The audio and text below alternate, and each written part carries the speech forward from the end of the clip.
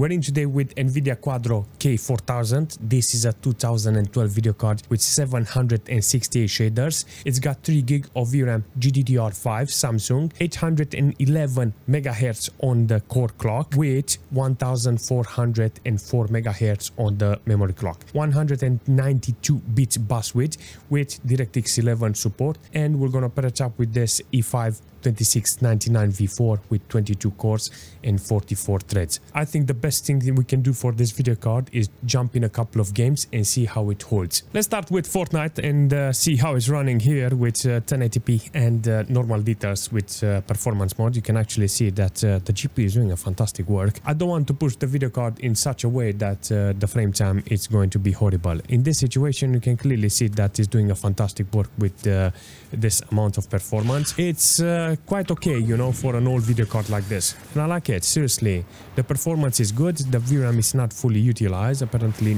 barely half of the VRAM is used. Maximum core load, so in this situation there is no point on actually lifting up the details in this case because the core is on maximum.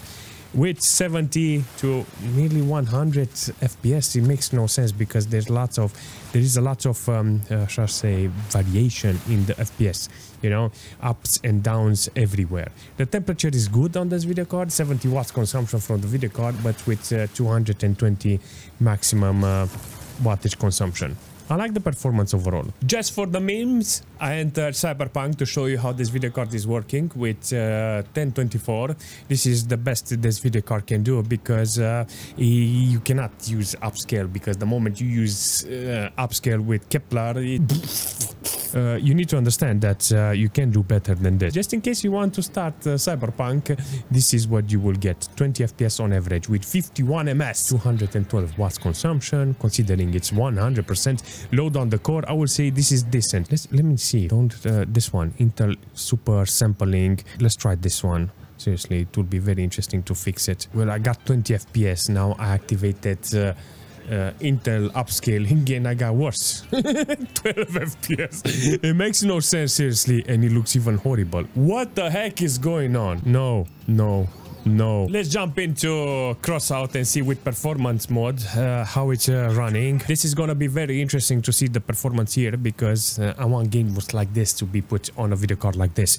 I don't want 60 FPS, 50 FPS. I want hundreds of FPS, and I can see that the video card is doing a fantastic job. So in this case, you can clearly see that I have a lot of power in this, but yeah, I can't complain. 1.4 GB of VRAM utilization, maximum core load, 54 degrees in this case with this video card.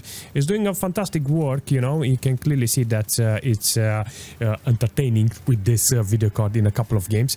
This is a free-to-play game, and if it's working here like this, I will take it, because considering the price of the video card, I will say, you know what, you need free-to-play games. You need games that actually works really nice with this. So in this case, you can see that the GPU is pushing really nice with performance mode. This is what you need to put on a video card like this, not high-end games that barely lags and works really stupid. Seriously. Let's play GTA 5 with this system and see how it's holding. I mean, come on, look at this. This is actually fantastic. So I got normal details, 1080p, and nothing special here. And I want to see how the GPU is holding in this situation. This is fantastic for the video card because it's got 3 GB of VRAM, and because it can play GTA 5 kind of good, you know. I remember 2.5 or something, it's utilizing 2.2, 3.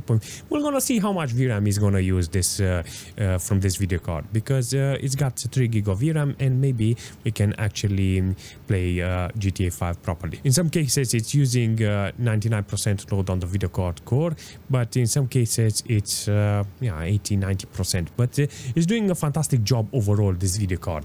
It's utilizing only 65 watts consumption, but overall it's got maximum 220 watts. That's a good power consumption from a computer like this. Seriously, I like it. I like this overall performance from the computer with this video card. Apparently on 1080p with lowest detail, you can actually see that Counter-Strike is working. Maximum core load on the video card with 53 degrees. Apparently this video card is pulling 65 watts consumption. It's utilizing 2.7 GB of VRAM from this, and it's kind of interesting to see how it's working. Offering me 70 FPS with 1520 ms. It's a very ideal performance from this video card. You can actually see it's reaching 2.7 GB of VRAM VRAM utilized. Is that the maximum for this video card? Does it reach 2.8, 2.9 or something like that? I don't think so. I think that's the limit, 2.7, 2.8. It's reaching 2.8 gig of VRAM for this video card, and I like it, seriously. I'm actually surprised how this K4000 is working with Counter-Strike. On the system side, you can see it's using 10 gig of system RAM, 15% load on the CPU with 39 degrees. Come on, that's actually a good performance, seriously. But regardless, overall performance in Counter-Strike with this video card is kind of good, and it's using only 250 watts. I like it. This video card is very efficient overall. If we're jumping in Farlight with this, you can clearly see that it's doing a fantastic job. The GPU, it's got 95% load on this core with this amount of FPS. I mean, it's pushing maximum FPS in this case. It's lowest details like performance mode, but I want to see if I can get this amount of FPS, because then I can justify the display ports in the back, you know. So it's got 2 display ports in the back, and maybe I can utilize them. If I can get this amount of FPS, I will say thank you, because it's actually a decent performance.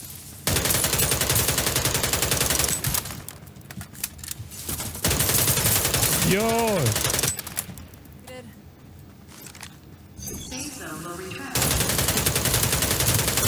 Direct hit. Yo! Mad Max apparently on 1080p with maximum details. It's a very interesting performance, you know. In this case, you can actually see it looks fantastic. It runs fantastic. Only 1.4 gig of VRAM it's utilized. 220 watts maximum consumption from the wall. 37 FPS.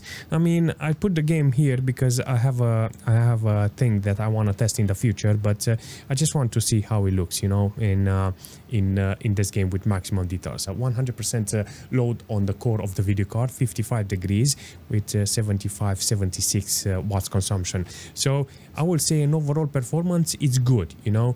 I put the fan on maximum, that is 65, and is giving me this temperature. So I will say thank you for the video card. Considering it's a 1 unit video card, slim, I'm actually surprised it's cooling it, you know, but the PCB is not that big, you know, so I will say it's an achievable temperature. In this case, you can clearly see that the performance and the quality are not hand in hand. Do I have any complaints? Yes. Maximum details is not okay.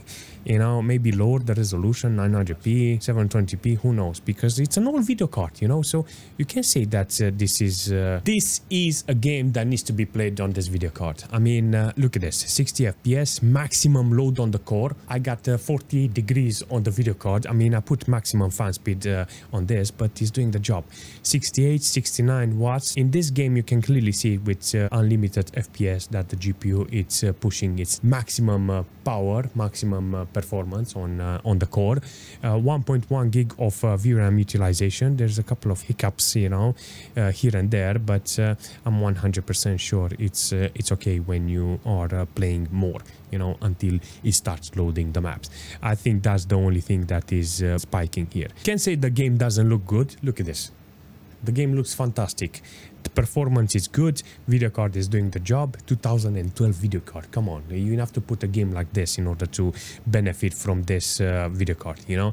And if you put this game on this video card, activate VSync, because sometimes you see there's a lot of spikes here and there. So VSync with this video card can give you a steady FPS without any problems. So yeah, I like it. Considering how old is this video card and how cheap it is, I mean, really stupid cheap money, I think this video card can actually perform really well. Considering it's 1 unit video card, you can slam it in some old small computers that doesn't have a high-end power supply. It only utilizes 1 6-pin connector, so they are very efficient, you know. You actually managed to see today the whole computer managed to utilize 200 watts. I will say that's something, you know, because if you're interested on efficiency, I will take this as a good sign. Considering how cheap they are, that's even better, you know, because they are affordable, they are everywhere.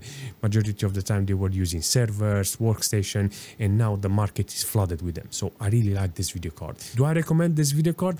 definitely this is a fantastic video card to have even as a spare. You know, for instance, if I'm interested on actually utilizing 2 or 3 monitors, I can use this because it's got 2 display ports in the back and a DVI, so that's actually a good feature to have, you know. But if you find games, for instance, like Farlight or Crossout, or games that actually achieve 200 FPS, it's good because this one has DisplayPort in the back, and if you have a high refresh monitor, you can use it, you know, and it's kind of fantastic. I like this video card, and yeah, if you have any suggestion in the future for this video card, leave a comment and I will see you very soon.